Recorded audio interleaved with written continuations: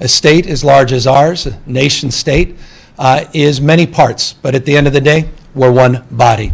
There's a mutuality and there's a recognition of our interdependence that requires of this moment that we direct a statewide order for people to stay at home. The date was March 16th, 2020, and the state of California was forced to shut down due to the pandemic. Many of us thought that this would last a few weeks, but as the weeks turned into months, we were faced with the reality that our lives were not going to be normal anytime soon. With stay-at-home orders in place for California due to the surge in COVID-19 cases, and many families being forced to stay in, work became home, home became school, and school became a second job.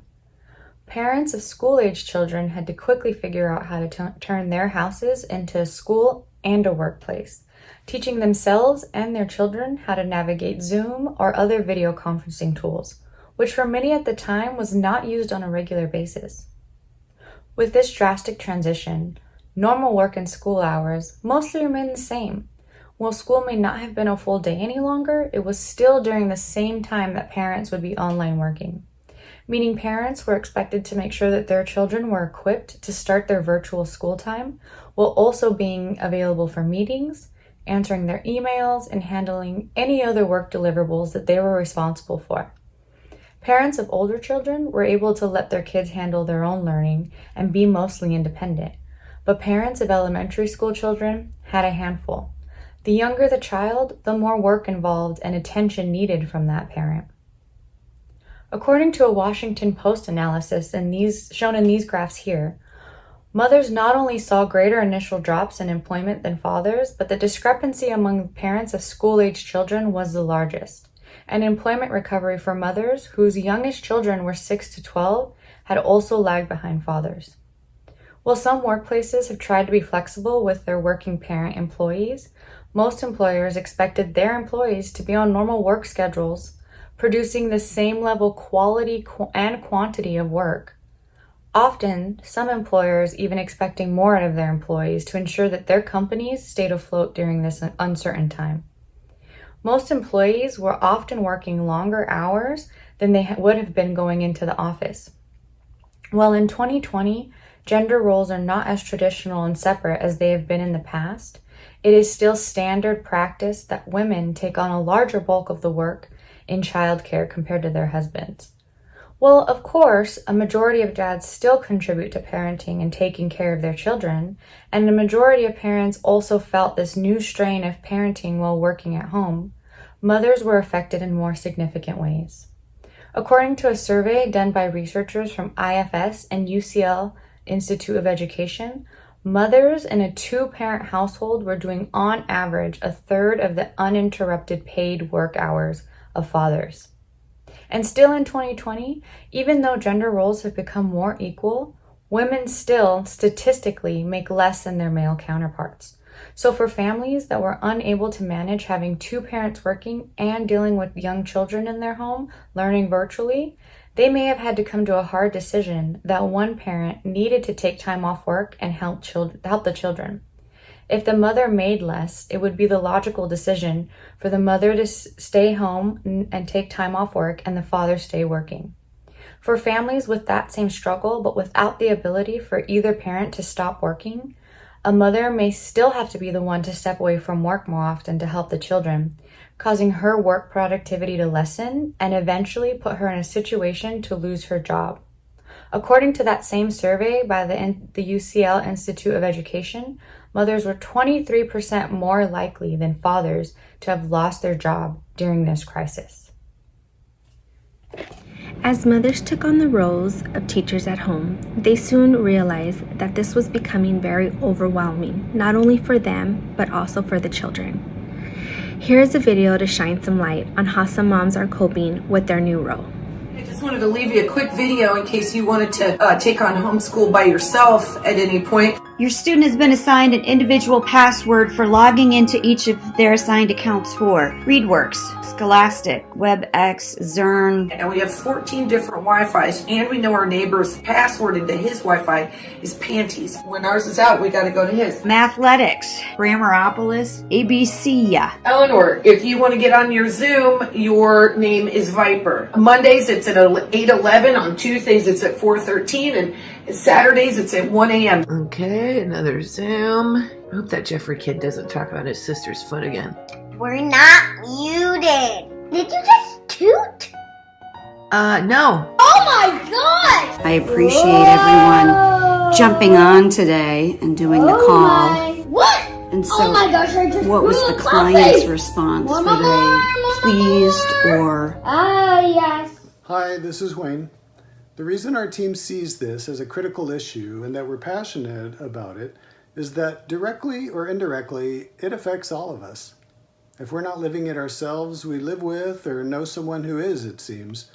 Or we at least feel it whenever we interact with people, whether online with coworkers or friends or family, or at the store or on the sidewalk with neighbors. Mothers and children are one of the bedrocks of society, and when they're in trouble, it trickles out to all of us. I personally have a niece who is struggling with keeping her kindergartner engaged with online class while trying to do her job remotely and now getting burned out with work. A lot of mothers' resilience is wearing thin. They see their children losing motivation, and some even getting depressed. Some more vulnerable children or teens have even committed suicide during this time of not being with friends and teachers. Many mothers are the sole breadwinners for their home and so are between a rock and a hard place with their children's care. Some mothers, though, have thankfully found a creativity and humor they perhaps didn't even realize they had, and that has been a source of renewal and strength, not only for them but also for others who benefit from it, either because they relate and feel seen or just from observing the creativity itself.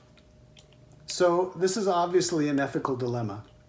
No one wants others to be put in harm's way with the virus, yet taking the needed steps to avoid it and get past it can also be harmful. It's hard to know the answer.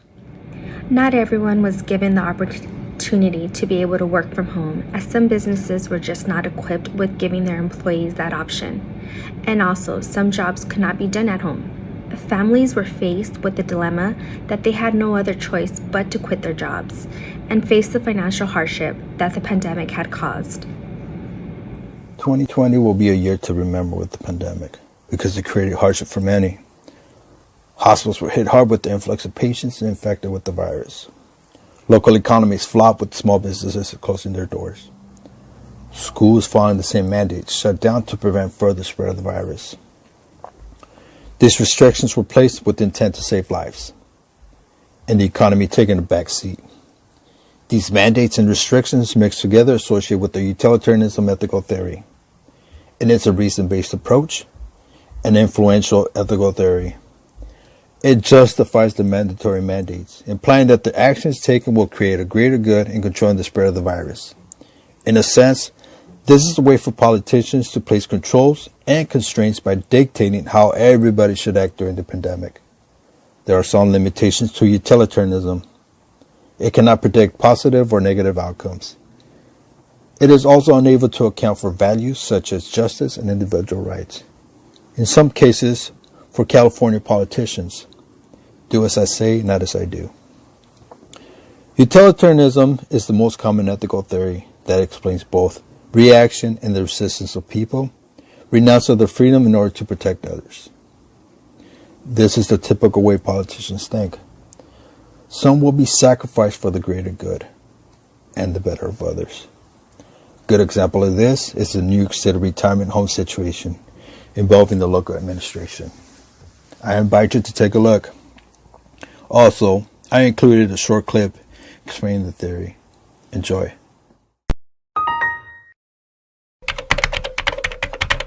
Utilitarianism. Utilitarianism is an ethical theory that determines right from wrong by focusing on outcomes. It is a form of consequentialism.